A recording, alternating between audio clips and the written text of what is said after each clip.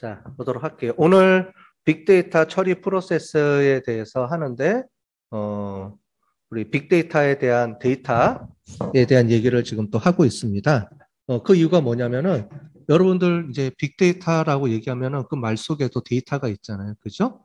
음, 결국은 우리가 어떤 분석을 하거나 뭔가 정보를 요약하거나 분석하거나 이렇게 활용하려고 그러면 제일 중요한 게 데이터 원천이에요. 그러니까 데이터가 중요한 거죠.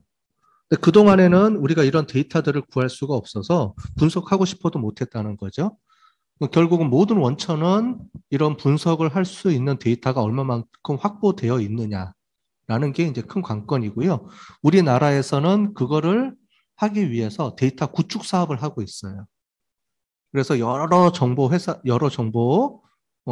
정부에서 보관하고 있는 여러 가지 자료들, 그다음에 아까 전에 뭐 KT라든가 이런 BC 카드사라든가 이런 데랑 조인을 맺어가지고 관련된 데이터들을 구축해 놓으면 누구든지 활용해서 사용할 수 있도록 만들어 놓은 거예요.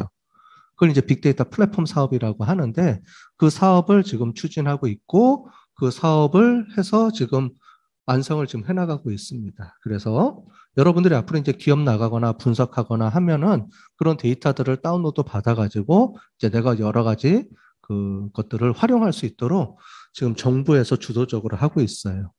이제 그거를 우리가 이제 조금 있다가 또 이제 동영상을 하나 더 볼 텐데 오늘 말고 다음번에 할 때는 그런 거를 이용해서 어떻게 분석에 활용해서 우리가 기업에서 좀 더 나은 그 사업들을 할 수 있는지 이런 것들을 우리가 배우게 될 겁니다. 오늘은 그 중에서도 우리가 빅데이터 처리 프로세스예요. 여태까지 우리가 기본적인 IT에 대해서 쭉 설명을 드렸습니다. IT 또는 정보 시스템. 이거는 기존에 주로 우리가 해왔던 것들, 그런 것들이 있고, 최근에 정보 기술이 어떻게 발전되는지를 보여준 거라면은, 오늘부터 하는 내용은 뭐냐면, 실제로 빅데이터라는 게 있으면 그 빅데이터를 우리가 어떻게 수집을 해서 저장을 하고 처리해서 분석하고 어떻게 보여줄지 활용할지를 그거를 어떤 프로세서를 거쳐서 가는지를 우리가 보게 될 거예요. 자, 그래서 한번 보도록 하겠습니다. 자, 빅데이터 처리 프로세스라는 게 어떤 건지 쭉 저희가 쭉 프로세스를 한번 설명을 드리고요. 그 다음에 빅데이터 소스, 그 다음에 수집, 저장, 처리, 분석, 표현 이런 방법을 할 거예요. 요건 아까 전에 봤던 것처럼 이제 핵심 자료고요. 빅데이터 처리 프로세스가 이런 과정을 거친다라고 되어 있습니다.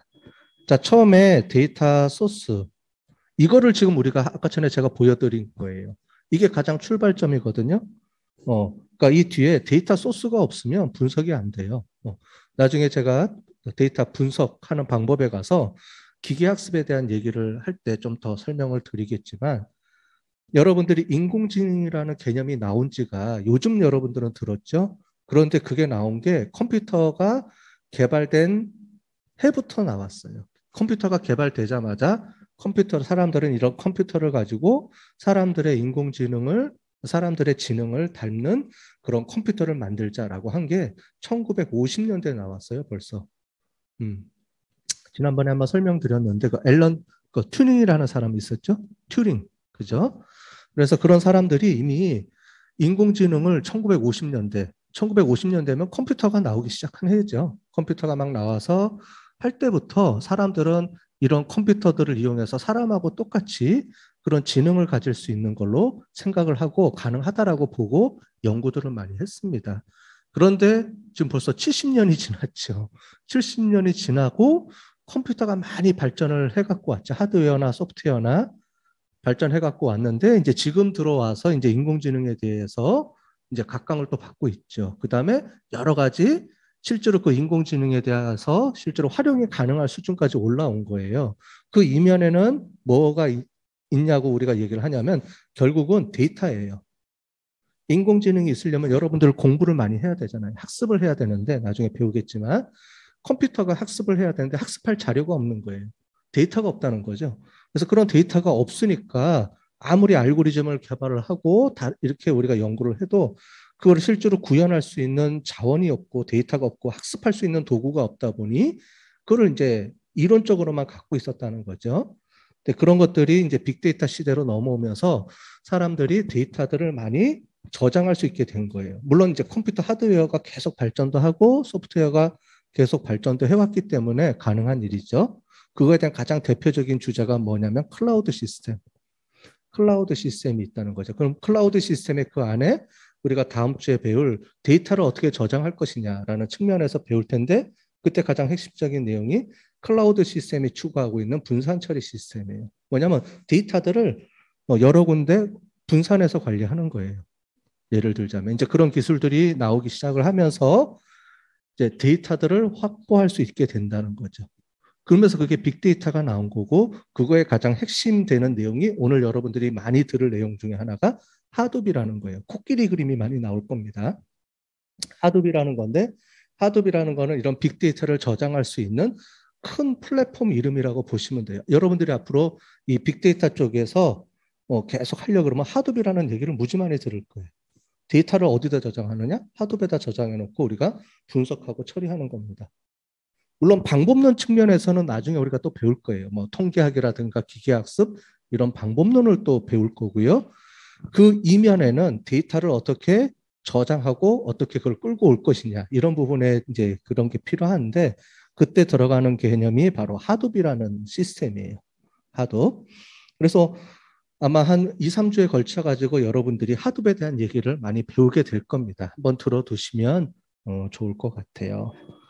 자, 어쨌든 그런 시스템이 있는데 그런 시스템이 존재해도 우리가 결국은 데이터가 있어야 되죠. 그런 데이터 자원들이 많이 있어요. 그래서 기업의 내부 데이터들, 그러니까 기업이 원래 갖고 있던 거가 있습니다. 그런 갖고 있는 거. 우리가 지난 시간에 배웠던 ERP라는 거 배웠죠? ERP 시스템이라는 걸 배웠는데 그 기업은 ERP 시스템 안에 이런 데이터들이 다 저장이 돼 있어요. 그럼 이런 저장된 데이터를 끌고 와서 우리가 활용을 해야 되겠죠? 그런 내부 데이터가 있고요. 그 이외에도 다양한 외부 데이터들이 있어요. 그 중에 가장 대표적인 게 요즘 우리나라에서 추가하고 있는 빅데이터 플랫폼 사업. 그 안에 여러 분야에 있는 다양한 정보들이 그 안에 계속 쌓여 있는 겁니다. 이제 계속 앞으로 이제 그걸 계속 쌓아 놓을 거예요. 그러면 이제 앞으로 몇 년이 지나면 엄청나게 많은 양의 데이터가 쌓이겠죠. 뭐냐면 컴퓨터가 학습할 수 있는 자료가 엄청나게 많이 생긴다는 거예요. 자, 그래서 그런 외부 데이터들이 계속 생겨나고 끌고 와야 된다라는 거고요. 그 다음에 데이터의 종류도 여러 가지가 이제 있다는 거죠. 그래서 과거에는 어떤 그런 텍스트나 숫자 정보만이 데이터였다면 지금은 여러분들 아시는 것처럼 트위터라든가 페이스북, 그 다음에 유튜브, 그 다음에 홈페이지, 음성, 그 다음에 사물 인터넷에서 사용하는 센서 데이터들 이런 것들이 엄청나게 많이 그런 모든 것들이 다 저장이 되고 관리가 되고 분석할 수 있는 자원이 된다는 거예요. 데이터가 된다는 거죠. 그러니까 데이터의 종류도 엄청나게 늘어났고, 그죠? 그래서 우리가 빅데이터에 4V, 3V, 4V 얘기했었잖아요. 그죠? 그 중에 버라이어티가 있었잖아요. 그죠? 다양한 양의 정보들이 우리가 분석할 수 있게 됐다. 이렇게 보시면 되겠습니다. 자, 그런 데이터 소스들이 어떻게 되어 있는지 우리가 한번 보도록 하고요. 이런 데이터 소스들로부터 우리가 정보를 수집을 해야 되겠죠? 그래서 수집을 하는 방법 중에는 수동으로 수집하는 방법이 있고 그다음에 자동으로 수집하는 방법이 있고 여러 개가 있습니다. 그중에 뭐 크롤링 뭐 이런 얘기들을 앞으로 많이 들을 거예요. 크롤링 한다라는 건 뭐냐면 인터넷에 떠도는 여러 가지 여러분들 그 자료들 있죠. 웹페이지들 그런 것들을 이제 끌고 와서 여러분들이 하는 건데 이미 다 쓰고 있어요. 여러분들 검색창에다가 구글이라든가 네이버에다가 검색어 치죠. 그러면은 검색 결과가 쭉 리스트가 뜨죠.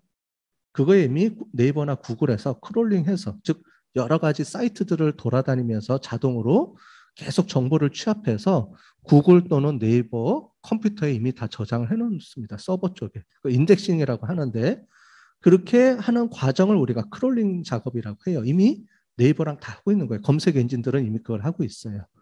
그렇게 쓰고 있는 방법들을 기업에서도 필요한 정보들을 끌고 올 수가 있어요. 다양하게. 그런 정보들을 끌고 온다. 그 다음에 데이터를 저장을 해야 되겠죠? 그래서 저장할 때 그 데이터베이스라는 곳에 저장을 하기도 하고 요즘은 이제 NoSQL이라는 곳에다가 저장을 해서 쓰는 방법들이 있습니다. 이런 내용들을 우리가 나중에 다 할 거고요. 이렇게 저장하고 처리하는데 가장 대표적인 그 그 플랫폼이 우리가 플랫폼이라고 이제 부를 수가 있겠는데 그걸 우리가 하둡이라고 부릅니다. 하둡에 대해서는 다음 주에 좀 더 구체적으로 배울 거예요. 얘기할 게 많아서 하둡은 다음 주에 이제 하도록 하고요. 이렇게 데이터를 저장하고 데이터를 처리하는 겁니다. 처리한다는 건 뭐냐면 데이터에 정보가 들어가 있으면 이거를 끌고 와야 돼요. 끌고 와서 우리가 분석할 수 있는 자료로 전환시켜주는 작업을 처리한다라고 얘기를 합니다. 그래서 여기 보면 저장할 때 요즘은 빅데이터는 일일이 다 저장할 수가 없고 파일로 그냥 뭉텅뭉텅 저장이 돼요. 그래 놓고 거기서 필요한 데이터를 끌고 올 때는 이렇게 처리를 통해서 데이터를 끌고 오고 끌고 온 데이터를 가지고 마지막에 이제 분석을 하게 되죠. 이 분석하는 것 중에 우리가 아는 다양한 데이터, 빅데이터 분석 기법들이 있습니다. 기계학습, 그다음에 통계 분석 방법, 기계학습 분석 방법, 데이터 마이닝 방법 이런 것들을 우리가 배우게 될 거고요. 여러분들이 2학년 때부터 이제 그런 저랑 같이 이제 그런 분석 기법들을 다양하게 배울 겁니다. R을 통해서 배우기도 하고 파이썬을 통해서 배우기도 하고 그렇게 배울 거고요. 그다음에 이렇게 분석한 데이터들을 잘 그래픽으로 만들어서 사람들한테 보여줘야 되죠. 그래서 사람들은 여러분들도 아마 아실 거예요. 요즘 뭐 그래픽이 많이 발전이 돼가지고 이런 분석 결과들이 그래픽으로 표현이 돼서 표나 이렇게 막대 그래프 또는 지역이다 그러면 지역, 지도에다가 빨간색, 파란색 표시해가면서 많이 나오죠. 이제 그런 작업들을 많이 하고 있습니다. 그래서 어떤 툴들이 있어서 이런 그 시각화 작업을 하는지 이런 거를 배워보도록 하겠습니다. 자, 그래서 빅데이터 처리하는 방법들에 대해서 이렇게 쭉 나와 있어요. 그래서 내부 데이터, 외부 데이터 이제 이런 것들이 있는데, 자, 이게 2010년 전에 이제 발표된 거예요. 이런 프로세스가 있다라고 한 거기 때문에 지금은 여기 있는 기술들이 많이 발전을 했습니다. 이걸 기반으로 해서 더 발전을 해서 더 많은 소프트웨어라든가 프로그램들, 그다음에 기술들이 많이 개발이 돼 있거든요. 그래서 그거를 이제 뒤에 가면은 좀 추가해 놨으니까 같이 한번 보도록 하겠습니다. 자, 여러분들이 아마 이번 주부터 아까 전에 많이 들을 내용이 하둡이라는 게 있다고 그랬습니다. 그죠? 하둡. 하둡이라는 게 이렇게 구성이 돼 있어요. 이걸 우리가 아키텍처라고 하거든요. 아키텍처라고 하는 거는 집의 구조도를 만드는 거예요. 그죠? 구조를 우리가 아키텍처라고 합니다. 뭐냐면은 이거는 전부 다 이거는 화면이 아니에요. 화면이 아니고 우리가 보는 그 하둡이라는 프로그램 여기서는 이제 프레임워크라고 하는데 이런 프레임워크가 이런 시스템 또는 이런 프로그램들로 이렇게 그 안에 저장이 돼 있어요. 그래서 화면을 하면은 이렇게 구조도를 이렇게 만드는 겁니다. 이게 가장 대표적인 거예요. 빅데이터를 처리할 때 엄청나게 많은 양의 데이터를 갖고 와서 그죠? 여기서 보면 데이터를 이렇게 갖고 오게 되죠. 데이터를 갖고 오고요. 그거를 관리하는 게 있습니다. 여기 보면 주 키퍼라고 돼 있어요. 주가 뭐죠? 동물원이죠, 동물원. 왜 동물원이냐고 했냐면 여기 나온 것들의 그 내용들을 전부 보시면 아이콘들이 이미 다 동물들로 돼 있습니다. 우선 가장 기본적으로 하둡이라는 게 코끼리로 돼 있어요. 이 하둡을 만든 사람이 자기 아들이 코끼리 장난감 갖고 노는 거를 보고 이거를 이름을 붙였어요. 근데 그 애들이 이름을 붙인 게 그 코끼리 이름을 하둡이라고 불러서 얘가 하둡이 된 겁니다. 이상하죠? 이제 그런 스토리가 있어요. 그래서 그 하둡을 코끼리로 만들다 보니까 그거에 대해서 파생되어 나온 그런 여러 가지 그 프로그램들이 다 동물 이름들을 써요. 지금 보면 여기 보면은 피그도 있죠. 그 다음에 벌도 있죠. 코끼리도 있고 또 뭐 이런 것들을 해서 동물원처럼 돼 있다 구성돼서 얘를 우리가 주키퍼라고 합니다. 이런 것들을 전체적으로 총괄 관리하는 앞단에 있습니다. 그런 프로그램들이 있어요. 그래서 데이터가 들어오면 이런 것들을 관리를 하고 데이터를 여기다가 파일 시스템에다가 저장을 하는데 디스트리뷰티드 해서 나오죠. 분산 저장한다라는 말입니다. 그 분산 저장한다는 게 어떤 말인지는 우리가 다음 주에 배울 거예요. 오늘은 큰 틀에서 데이터를 어떻게 갖고 와서 분석해서 처리하는지만 이제 오늘하고 목요일 날 우리가 배울 거고요. 그다음에 다음 주에는 이 각각에 대해서 우리가 구체적으로 설명을 좀 들어보도록 하겠습니다. 과연 이런 것들이 뭐가 있는지. 왜냐하면 나중에 데이터 분석할 때 여러분들은 이거에 대해서 깊게는 안 들어갈 거예요. 그래도 기본은 배워야 되니까. 왜냐하면 깊게 들어가는 거는 컴퓨터 공학 쪽에서예요. 데이터 엔지니어라고 합니다. 데이터 엔지니어. 이런 사람들이 이 데이터베이스를 설계하고 이런 것들을 세팅해주고 하는 사람들이 있어요. 이제 그거는 우리가 배우는 게 아니고 컴퓨터 공학, 그중에서도 데이터 엔지니어라고 부르는 그런 전문 분야가 별도로 있어요. 그래서 그런 사람들이 이런 작업들을 하는 거고 개발하고 어떻게 하면 빅데이터를 잘 저장할 것이냐 이런 걸 연구하는 사람들이 있거든요. 이제 그런 사람들이 저장해 놓으면 우리는 그걸 갖다 쓰기만 하면 돼요. 나중에 뒤에 분석하는 쪽의 업무를 우리가 앞으로 할 겁니다. 그래도 하드웨어나 이런 빅데이터에 대한 프로세스나 흐름 이런 것들을 우리가 알고 있어야 나중에 서로 얘기도 할 수 있고 어떻게 처리가 되는지를 알아야 되기 때문에 조금 우리가 깊숙한 내용이지만 제가 설명을 드리는 겁니다. 자, 요거는 그냥 넘어가도록 할게요. 빅데이터 플랫폼에 우리가 아까 전에 봤던 그런 것들을 우리가 실제로 구축을 해서 지금 진행을 하고 있습니다. 자, 빅데이터에 대한 자원입니다. 빅데이터 소스 자원들인데 빅데이터 자원들은 어떤 것들이 있는지를 보도록 하겠습니다. 자, 보면 데이터베이스에 들어가 있는 거, 뭐 여러 가지 멀티미디어 이런 것들이 다 들어간다라고 되어 있죠. 자, 데이터베이스라는 게 있습니다. 우리가 다음 주에 데이터베이스를 우리가 배울 거예요. 하드볼 하려고 그러면 분산 처리 기술을 배워야 되기 때문에 데이터를 어떻게 저장하고 하는지를 우리가 배울 텐데 기존의 기업들은 데이터베이스라는 곳에다가 데이터를 저장해 놓고 쓰고 있습니다. 여러분들 성적 정보, 학생 정보 이런 것들을 다 인트라넷에 들어가서 확인해서 보고 있죠. 그럼 여러분들이 보는 화면을 어딘가에다가는 저장을 해놔야 되죠. 여러분 엑셀은 다 써보셨잖아요. 그죠? 엑셀은 여러분들 컴퓨터에 자기가 필요한 데이터를 이렇게 저장해 놓는 거죠. 근데 그거를 여러 사람이 공유해서 저장할 수 있도록 만들어 놓은 거를 우리가 데이터베이스라고 합니다. 우리가 ERP 할 때 가장 중요한 게 뭐라 그랬냐면 데이터를 흩어져서 있는 게 아니고 한 군데서 통합 관리한다라고 배웠죠. 그죠? 한 군데 저장해 놓고 여러 군데에서 그거를 공유해서 쓰는 게 ERP의 가장 큰 핵심이라고 했던 것처럼 데이터베이스는 결국은 기업의 모든 정보들을 혼자 자기 컴퓨터에다 관리하는 게 아니고 한 군데다 모아서 이제 우리가 데이터를 관리하자라는 게 데이터베이스라는 곳인데 거기에 데이터들이 저장이 돼 있습니다. 기업들은 이렇게 다 저장해서 쓰고 있고 기존에 이런 데이터들이 이미 많이 쌓여져 있어요. 그거를 이제 끌고 와서 빅데이터로 처리하기 위해서는 우리가 데이터 웨어하우스라든가 이런 개념을 나중에 또 배울 텐데 그렇게 해서 저장해 놓고 우리가 분석에 활용하게 됩니다. 이런 데이터들이고 이런 것들이 데이터베이스예요. 여러분들 평생 가야 구경을 못 하니까 제가 한번 보여드리는 겁니다. 이게 MySQL이라는 데이터베이스 화면이에요. 꼭 프로그램처럼 생겼죠. 워드, 엑셀처럼 똑같습니다. 이렇게 생겼어요. 그래서 여기에 데이터베이스에 데이터베이스, 그 다음에 테이블이라는 거는 여러분들 엑셀 하나 한 장 한 장 이렇게 보시면 돼요. 그런 것들이 이렇게 저장되고요.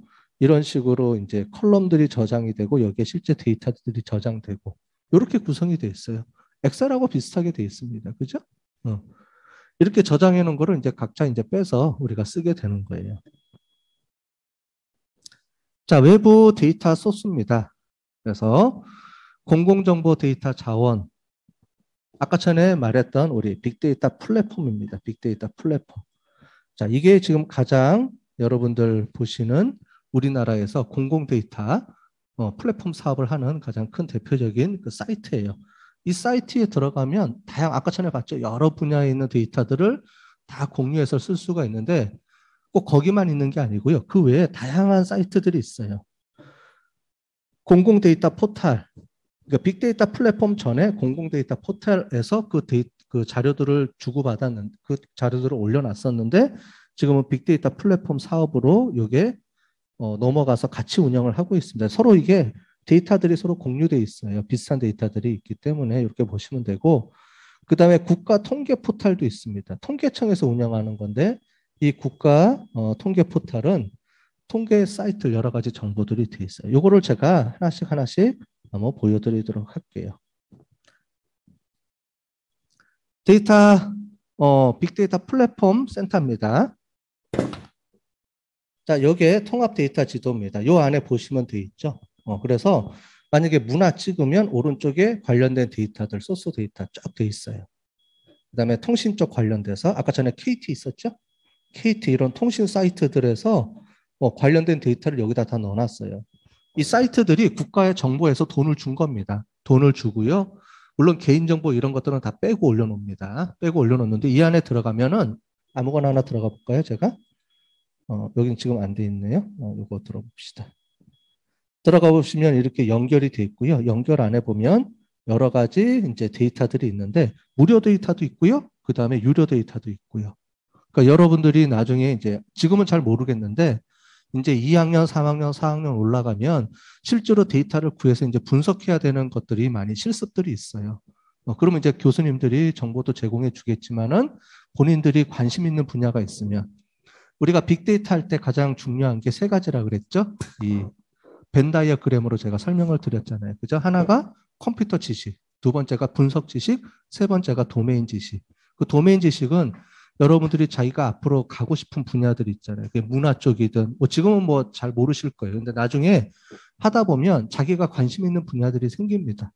문화 쪽이냐, 스포츠 쪽이냐, 아니면 뭐 병원 쪽이냐, 뭐 이렇게 공공 쪽이냐, 이런 것들이 생기면 그런 데이터들이 여기 보시는 것처럼 무료로 다 나눠주기 때문에 이제 지금은 이제 이제 이런 게 있다라고만 알고 계시고 나중에 3학년, 4학년쯤 되면 우리가 이제 캡스톤 디자인 프로그램이라든가 이런 게 있어요. 거기서 주로 이제 실습을 해요. 자기가 주제를 하나 정해서 이제 실습을 할 텐데 여기 있는 데이터들을 이용을 해서 분석도 할 수 있고 다양하게 아이디어를 짜서 한번 해볼 수가 있어요.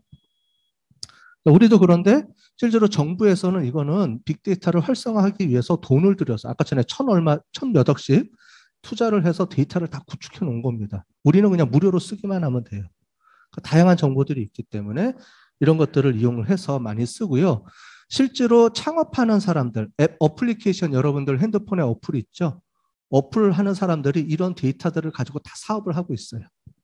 실제로 여기 뒤에 보시면 활용 사례라고 돼 있는 것들이 몇 이제 뒤에 나오는데 사이트들마다 여기는 있는지 제가 잘 모르겠지만 뒤에 보시면은 이제 사이트들마다 활용 사례 그래서 이 데이터를 이용을 해서 어플을 만들어서 돈을 벌고 있는 다양한 사람들이 있어요. 이제 이런 어플을 제공해 주기 때문에 뭐 이런 것들을 분석을 해서 자료가 다 오픈이 되잖아요. 그죠? 자료가 오픈이 되기 때문에 그걸 가지고 어플을 만드는 사람들이 많이 있습니다. 자, 이런 게 통합 데이터 사이트들이에요. 뭐 유통, 뭐 헬스케어부터 시작해서 여러 가지가 있죠. 자기가 관심 있는 분야들에 들어가서 데이터들도 여러 개 많이 있습니다. 한번 시간 날 때 이렇게 한번 체크를 해보시고요. 지금은 뭐 별로 관심이 없더라도 좀 이런 것들은 알아두셨다가 나중에 꼭 활용을 하시면 좋을 것 같습니다. 그 다음에 두 번째가 공공 데이터 포털 사이트예요.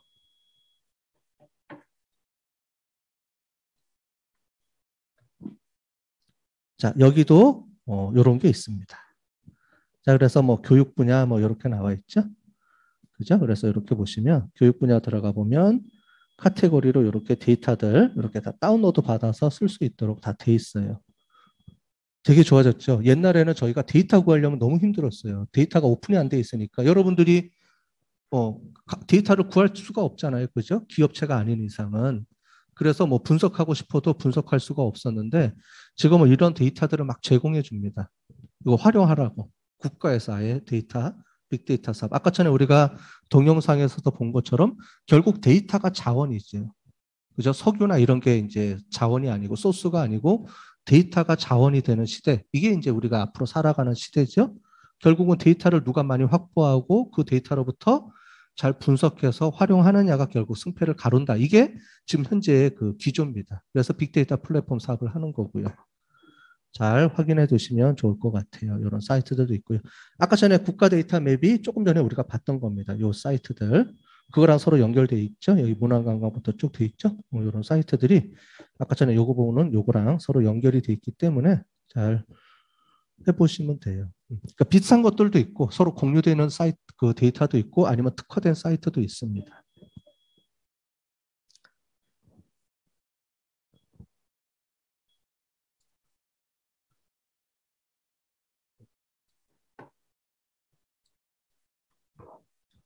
그다음에 이런 사이트가 있어요. 국가 통계 포털 사이트.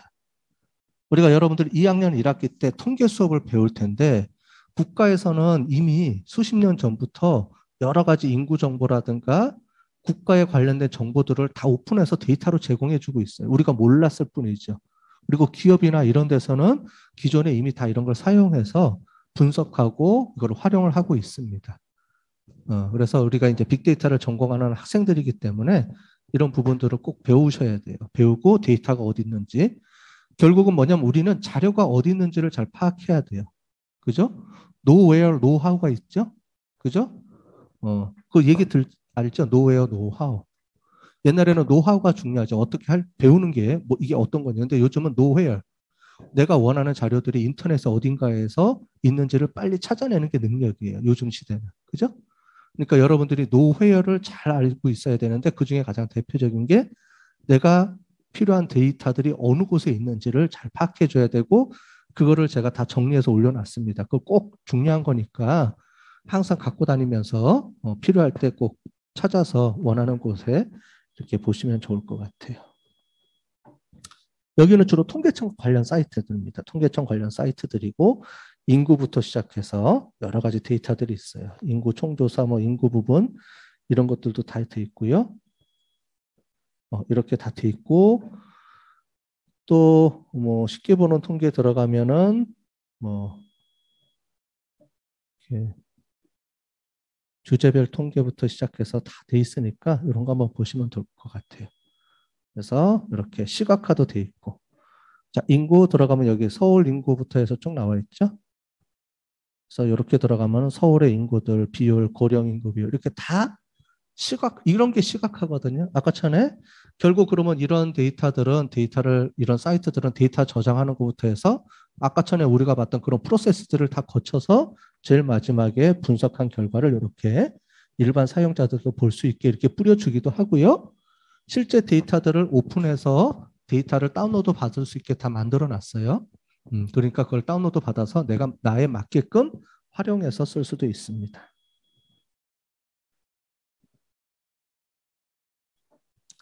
자, 국가 지표 체계도 있는데 요거는 나라 지표라 그래서 하나씩 한번 다 봅시다. 나중에 필요할 수 있으니까요. 요거는 나라 지표에서 뭐 성장, 경제부터 해서 쭉 돼 있죠. 이런 것들을 이용을 해서 볼 수 있고 밑에 보면은 미리 이렇게 해서 다 분석해 놓은 결과들도 있고 해서 이제 이런 것들로 볼 수 있습니다.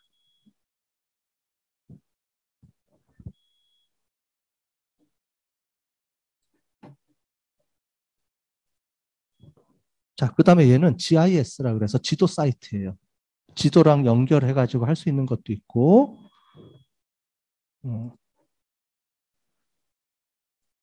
자, 이렇게 돼 있습니다. 그래서 뭐 이런 지도랑 연동돼서 돼 있어요. 그래서 이런 거 한번 볼까요? 아마 시각화 지도 쪽을 한번 볼게요. 그러면은 아무거나 클릭한 겁니다. 자, 그러면 이렇게 쭉 나와 있죠. 이런 식으로 쭉 정리가 돼서 볼 수 있고, 뭐 이렇게 빨간색, 파란색 이렇게 다 나와 있죠. 이런 건 여러분들이 나중에 우리가 2학년, 3학년 올라가면서 시각화 분석하는 거 이런 걸 다 배울 거예요. 이거를 모자이크 그림이라고 하거든요. 모자이크 그림.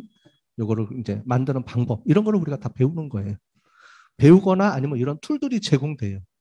그래픽 툴들이 다 제공돼서 여러분들이 어렵게 안 하고 편하게 쓸 수 있도록 다 툴들이 제공되기 때문에 나중에 우리가 제가 한번 보여드릴 거예요. 시각화 툴이 있고 그 툴을 이용해서 얼마나 쉽게 작업할 수 있는지 이런 것들을 보여드리도록 하겠습니다. 그다음에 뭐 로컬 데이터도 있고요. 그다음에 이런 것들이 있고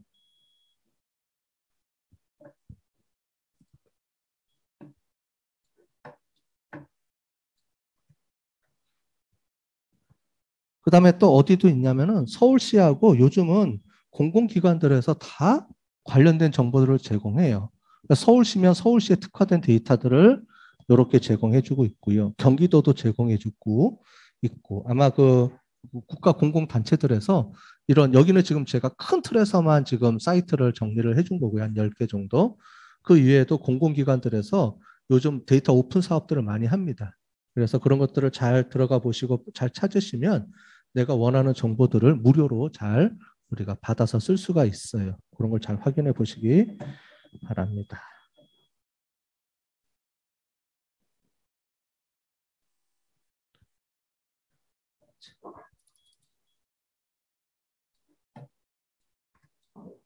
그 다음에 그 중에 하나가 여기 보시는 것처럼 관광공사.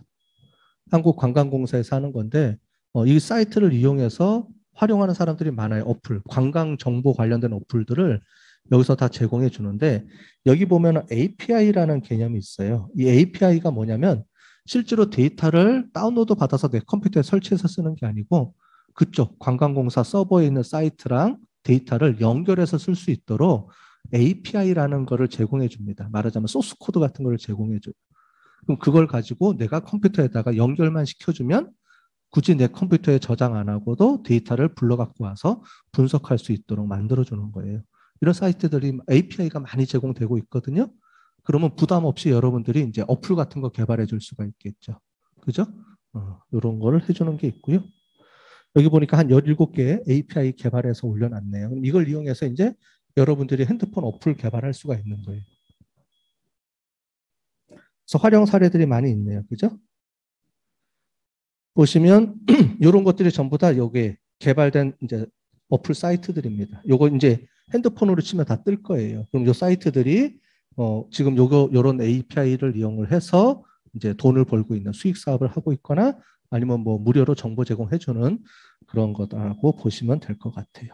되게 많죠. 밑에 보면 이런 것들로 이용해서 이제 만드는 거예요. 다.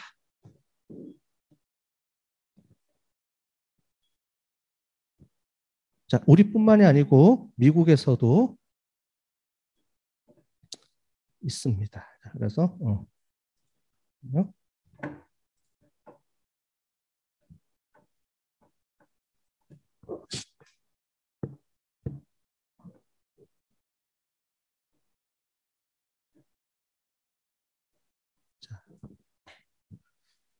좀 줌으로 수업하고 있는 사람들이 있어서 제가 이렇게 조금 왔다 갔다 해야 되니까 좀 이해를 해주세요.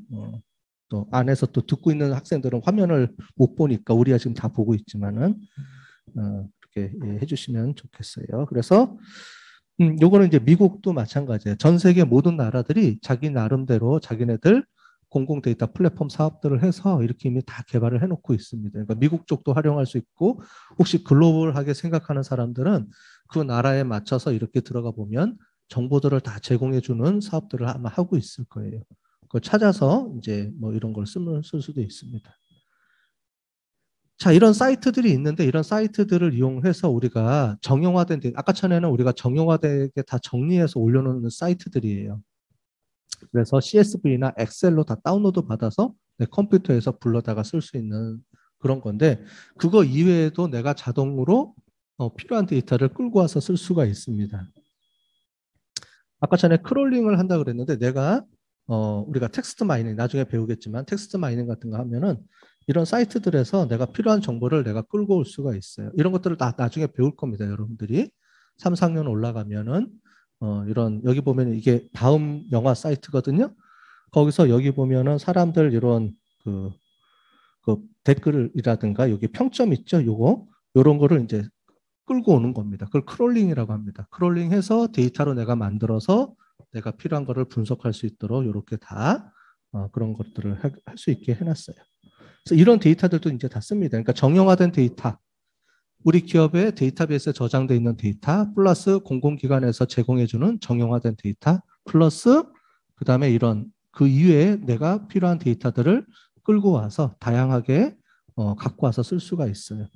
요즘 이런 비정형화된 데이터들, 텍스트라든가 이런 비정형화된 데이터들 홈페이지에 올라와 있는 또는 또 트위터라든가 또는 페이스북 이렇게 올려 들어가 있는 사이트들에 있는 정보들을 텍스트들을 긁어 갖고 와서 이제 분석도 하게 되고요. 그죠? SNS나 이런 데서 이렇게 다 여러분들은 눈에 안 보이지만 이렇게 다 저장이 돼 있어요.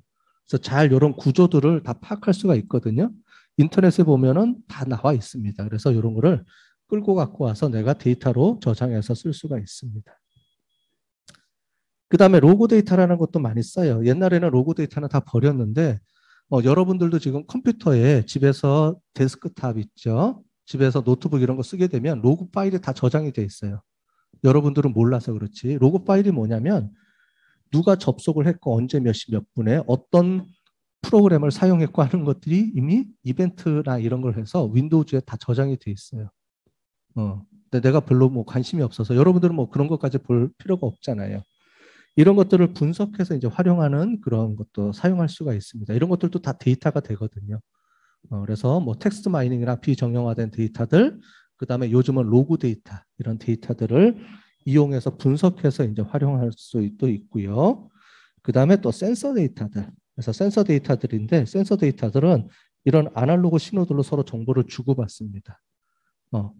이게 뭐냐면은 여러분들이 이제 하는 그 사물 인터넷에서 지금 많이 써요. 물건들하고 서로 정보를 주고받을 텐데 그때는 서로 센서들끼리 서로 데이터를 주고받아요. 그렇게 보시면 될 것 같아요.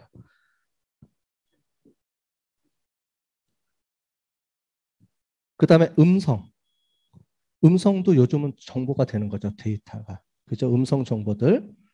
그래서 음성 정보들을 이렇게 우리 지난번에 PC형 방법이라고 한번 설명드렸죠. 인터넷에서 우리가 음성을 어떻게 데이터화 시켜주는지 이런 것들을 이용을 하는데 그거보다 한 걸음 더 나가서 이제 이런 것들을 알고리즘에 의해서 나중에 우리가 배울 거예요. 나중에 여러분들이 배울 텐데 딥러닝 기법을 이용을 해서 딥러닝 우리가 AI 인공지능이라고 부르는 게 딥러닝이에요.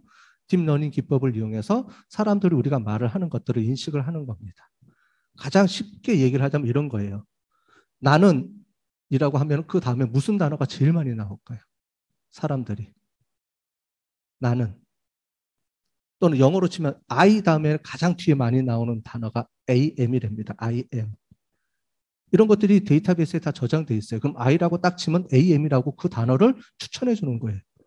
그럼 사람들이 무슨 말을 할지를 어떻게 아느냐? 음성 인식이라는 게 뭐냐면 사람들이 말하는 걸 어떻게 인식하느냐? 수없이 많은 사람들의 그 텍스트들을 쭉 저장을 해서 그걸 확률값을 계산하는 거예요. 계산해서 그 확률값의 그 다음 단어가 뭐가 나올지를 이렇게 추천해 주거나 그걸 인식하는 거예요. 이런 것들이 바로 음성 인식이라는 겁니다. 자, 그 다음에 음성, 그 다음에 요즘은 여러분들 거기 그 뭐죠? 서비스 센터 전화하죠? 전화하면은 서비스 센터, 콜센터에서 음성 다 녹음한다고 합니다. 그죠? 전화해 보신 분들은 아시죠? 음성 한 거를 옛날에는 일일이 그 전화 받는 사람들이 다 타이핑을 했어요. 이 사람이 어떤 내용으로 전화했는지 타이핑을 하는데 요즘은 STT 또는 TTS라 그래서 STT는 음성을 텍스트로 변환시켜 주는 것. 그죠? 여러분들 다 아시죠? 그런 것들도 있고 또 텍스트를 음성으로 다시 말해주는 거. 이제 이런 것들이 여러분들이 알고 있는 음성 스피커폰 있죠. 그죠?